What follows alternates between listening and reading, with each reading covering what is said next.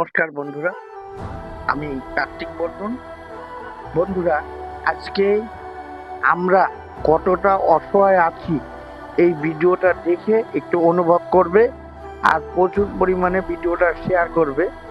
বিষয়টা হচ্ছে বন্ধুরা, আমাদের যেখানে এখন বর্তমান বসবাস করি রেল লাইন সংলগ্ন, তার একটা রেলের একটা গর্ত আছে, যেখানে আমাদের এই বেলে মাঠে যত ছানা ব্যবসায়ী আছে এরা দীর্ঘদিন যাবৎ ছানার জল, এছাড়াও সঙ্গে গরুর যেসব মলমূত্র হয়, নোংরা সোনা ইত্যাদি দিয়ে দুনিয়ার নোংরা রেগুলার প্রত্যেক দিন ফেলে যায়। তার ফলে আমরা এই দিদির রাজ্যে এত সুন্দর একটা গন্ধ পাই যে ভাত উঠে আসতে চায়।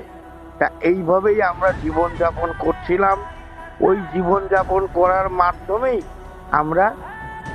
আমি দিদিকে জানিয়েছিলাম এবং দিদির যারা দায়িত্বপ্রাপ্ত লোক আছে তাদেরকে জানিয়েছিলাম, কিন্তু কোনো কিছু হয়নি।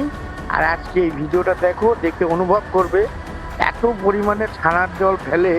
আর এইখানটায় তোমরা এসেও কেউ দেখতে পারো কত সুন্দর একটা সুগন্ধ সেন্ট। বন্ধুরা, যেটা বলছিলাম, মনে করো আজকে আমরা রেল লাইনের ধারে থাকি, ঠিকই আমাদের সামর্থ্য নেই বলেই আছে, কিন্তু আমাদের রাজ্য সরকার কাহানাদের দেখছে না, ভালোদের দেখছে না।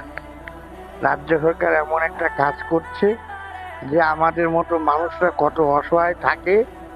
আমার বাড়িটা যেখানে, সেখানে দুনিয়ার লোকে এসে জল ফেলে যায়, অর্থাৎ তার নিজের শরীরের জল। তোমরা ভিডিওটা দেখো আর খুব বেশি বেশি শেয়ার করবে, এইটুকু আমার অনুরোধ।